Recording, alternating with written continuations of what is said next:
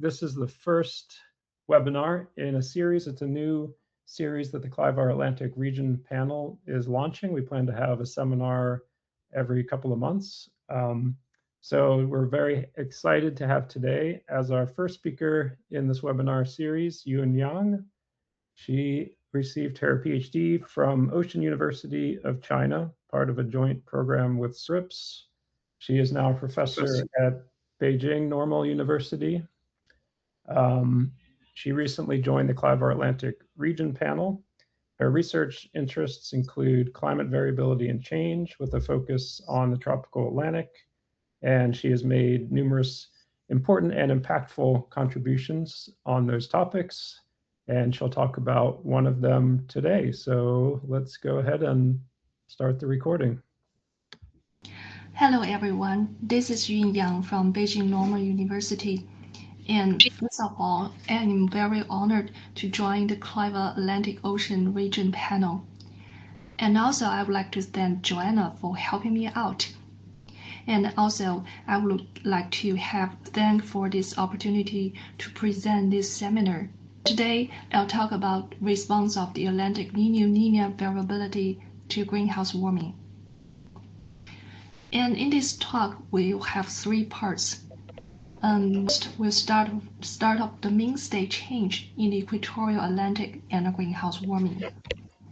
And after that, we'll move on to the change in variability of the Atlantic Niña. And finally, we'll talk about its difference compared to the Pacific ENSO. And first, let's look at the mean state change. In boreal summer, the equatorial Atlantic features Atlantic cold tongue in the east and warm water in the west. And this Atlantic cold tongue has a very strong seasonal cycle, especially compared to the Pacific. So the evolution of this cold tongue has a very strong impact on primary productivity and also on the air-safe fluxes. The anomalies of the cold tongue is known as the Atlantic Niña, which is quite similar to the Pacific ENSO, but it is phase-locking in boreal summer.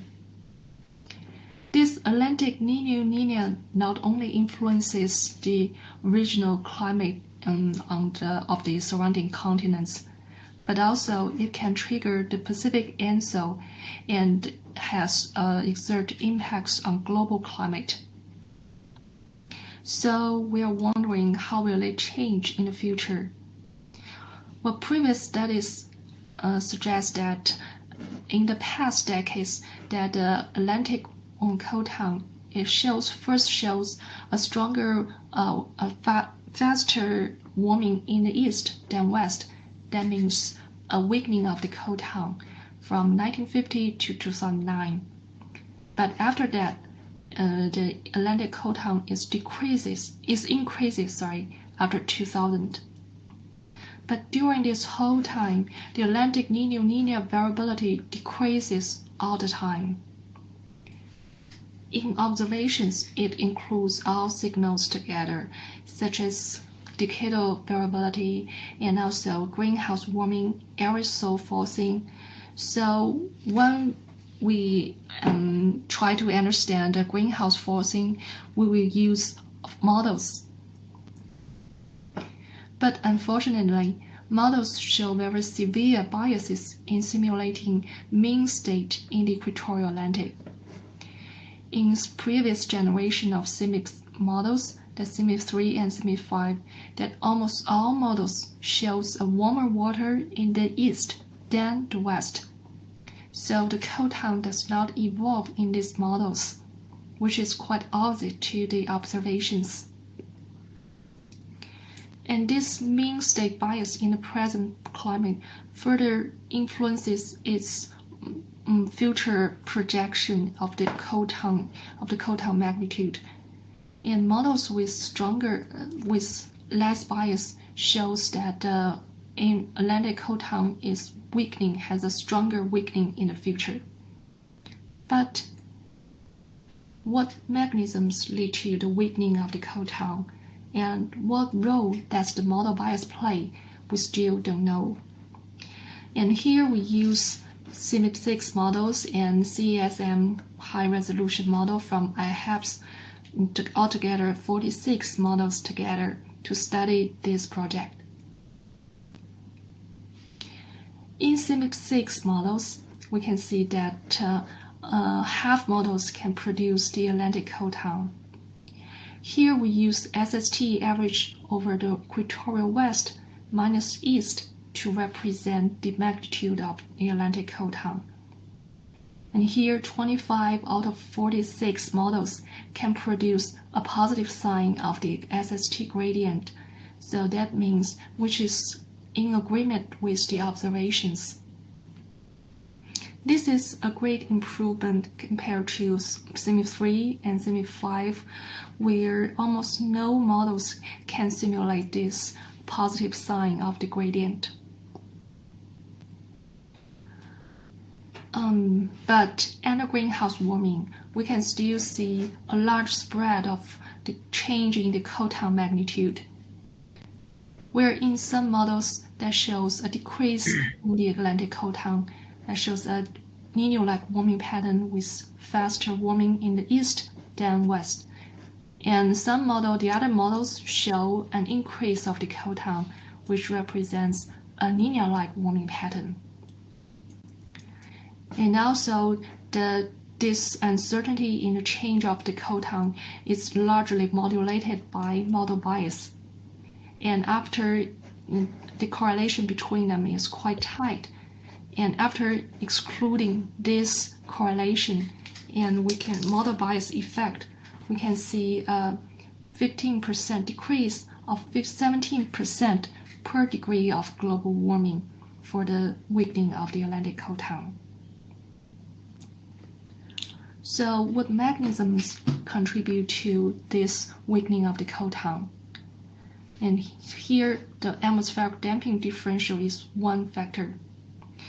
Here we follow Xie et al. 2010, where they introduce Clausius equation to evaporation equation and perform the derivation and get this equation at last. On the left-hand side, it means change of SST, and on the right-hand side, the numerator equals to a typical value of 9 watt per square meter. And alpha can be seen as a constant of 0.06 per K. And QE bar represent the mean state of latent heat flux. So this means that the change of SST is reversely related with mean state evaporation. So that means under the same radiative forcing, the region with small or weak evaporation that will warm faster in the future. In the equatorial Atlantic, the Atlantic cold town has the very small evaporation because of cold SST here. So according to this equation, it will warm faster than the west. And this SST gradient is further developed following Biagness feedback. So we can see a very tight correlation between these two factors. So Atlantic cold town, due to its weak evaporation, will induce faster warming in the future, which weakens the Atlantic cold town magnitude. And besides this atmospheric process, the AMOC also contribute. Under greenhouse warming, the AMOC is weakening, which leads to deepening of thermocline in high latitude. And this signal can be propagated through coastal Kelvin wave and equatorial Kelvin wave to warm the subsurface of the equatorial Atlantic. And this subsurface warming can be further affected to subsurface through the mean upwelling. And this mean upwelling is stronger in the east than the west. So this means that the Atlantic cold town will be weakening in the future. Because of these two effects, the atmospheric and weakened AMOC, these two effects, the Atlantic cold town weakens in the future. And these two feedbacks are both modulated by modal bias. For the atmospheric damping, we can see that the SST, the evaporation, is largely related with the SST pattern. So that means the modal bias contribute to the evaporation gradient.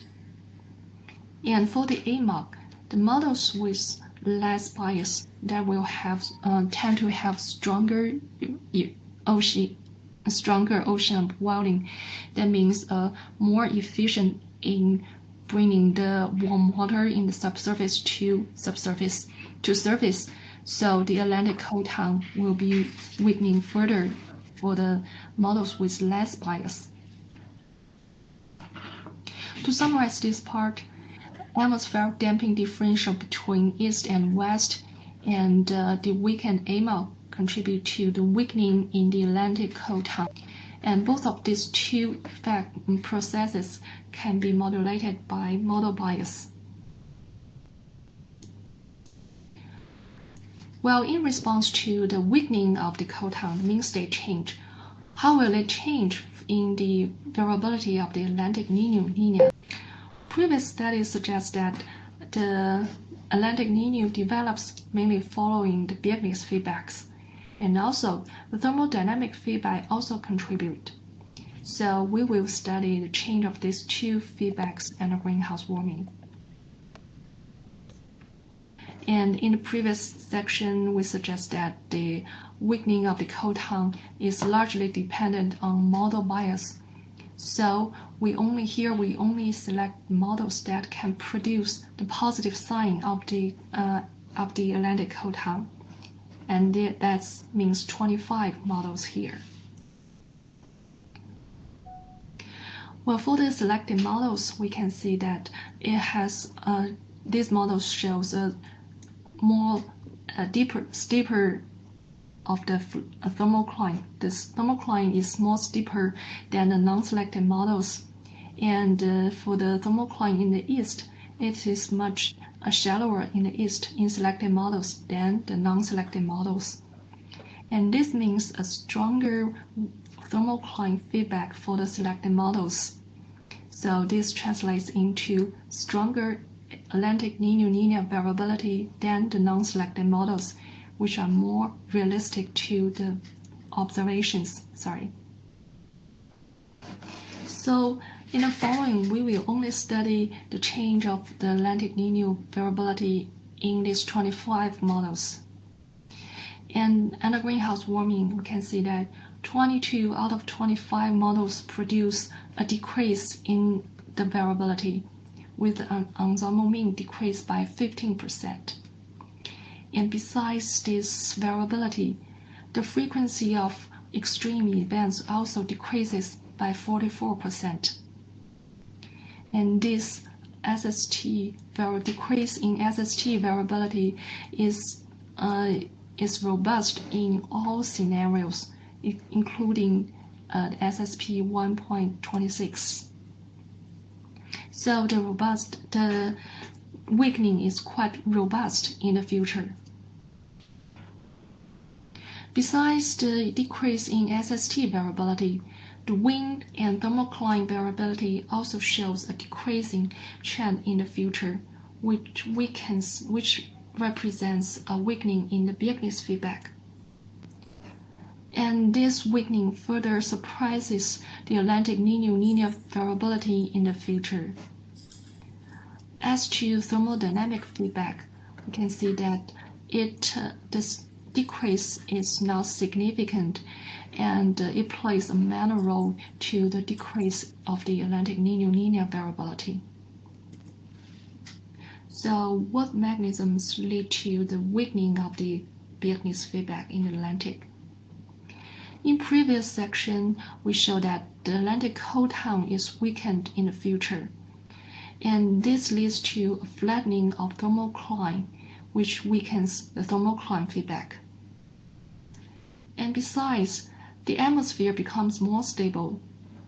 Under greenhouse warming, the air temperature warms faster in the upper than lower troposphere, which makes the atmosphere becomes more stabilized.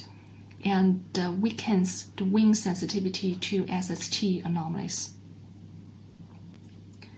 So to summarize this part, both flattened thermocline and the stabilized atmosphere contribute to the suppression of Atlantic Niño variability and the greenhouse warming. While the suppression of the Atlantic Niño is in sharp contrast to the Pacific ENSO, where in the Pacific ENSO, the ENSO variability enhances both in the past and in the 21st century. Besides, in these two basins, the change of SST pattern are quite similar, which both shows a weakening of the cold tongue, that is, a Niño-like warming pattern. So we are wondering what makes this difference compared to the Pacific ENSO. And here we see that the AMOC weakening is a key factor. Well, in previous section, we showed that the weakening of the AMOC contribute to the Niño-like warming pattern in the Atlantic through warming the subsurface. And how about the Pacific? Well, is the Niño-like warming pattern related with the weakening of AMOC? So here we study the relative SST change compared to the tropical mean, that is average over 15 degrees south to 15 degrees north. And here we can see that because of the weakening of AMOC, the SST cools in the North Tropical Atlantic, which leads to a cooling in the Indian Ocean and weakens the tropical Pacific trades, and that leads to the Niño-like warming pattern. According to Lee et al. 2016, this out-of-phase relationship between SST change in the Eastern Pacific and Equatorial Atlantic and Indian Ocean can only be driven by the tropical Atlantic SST anomalies. So that means this Niño-like warming pattern in the Pacific is driven by the North Tropical Atlantic alone instead of the other way around. So the Pacific Niño-like warming pattern is also attributed to the AMOC, but it is because of different processes in between the two basins. So in these two basins, the SST both shows a Niño-like warming pattern, and the air temperature also becomes more stabilized in the two basins with faster warming in the upper troposphere than the lower troposphere. And the difference mainly arises from subsurface temperature. So when we look at the Pacific, we can see that it shows a horseshoe-like pattern with a cooling at western subsurface and warming elsewhere. And this horseshoe-like pattern is largely related with the change of weakening of AMOC, because the AMOC can weaken the equatorial trades and leads to this zonal redistribution of ocean heat content. In the Atlantic, although it also shows a horseshoe-like pattern at subsurface, but it is this warming is much faster than the Pacific, with a minimum warming in the west instead of cooling in the Pacific. And this faster warming, it can also be seen from the basin mean between Atlantic and the Pacific. This faster warming is projected by all models, and is because of the AMOC influence. In the weakening of the AMOC can warms the subsurface Atlantic, but in the Pacific, it only redistributes zonal heat content between east and west. So that leads to the faster faster warming of the Atlantic than the Pacific. This subsurface difference can further contribute to the difference in oceanic stratification between two basins. In the Pacific, we can see that the ocean stratification increases because of the cooling of a subsurface ocean. And this further increases the air-sea coupling and enhances ENSO variability. But in the Atlantic, we can see that the oceanic stratification increases mildly and insignificantly, which is in sharp contrast to the Pacific. Well, besides the oceanic stratification, the deep convection difference are also a key element. Although the two basins both show a Niño-like warming pattern in the future, while its effect on deep convections are quite different. In the Pacific, the Niño-like warming pattern leads to an eastward extension of deep convection center in the Pacific, which can enhance the ENSO-induced rainfall anomalies, which further enhances wind variability, wind anomalies. So, although the more stabilized atmosphere can reduce the wind sensitivity to SST gradient, but the change of the eastward extension of the deep convection in the Pacific, it increases this wind anomalies, and at last, the wind sensitivity to SST gradient is increased in the Pacific, which leads to the enhanced ENSO variability. In the Atlantic, however, the IDCZ locates in northern hemisphere in boreal summer. So under greenhouse warming, we can see that on the equator, the precipitation change is small and insignificant. And so the change in wind response to SST gradient is mostly related with that of the atmosphere stabilization. So the more stabilized atmosphere translates into a decrease of wind sensitivity to SST gradient. So these are quite opposite to the Pacific increase. To summarize this part, we can see that the AMOP contributes to the distinct pattern in subsurface and deep convection between the Pacific and Atlantic Ocean. And this further translates into an enhancement of ENSO variability in the Pacific, but a suppression of Atlantic Niño-Niña variability in the Atlantic. And I'll stop here. Thank you for your attention.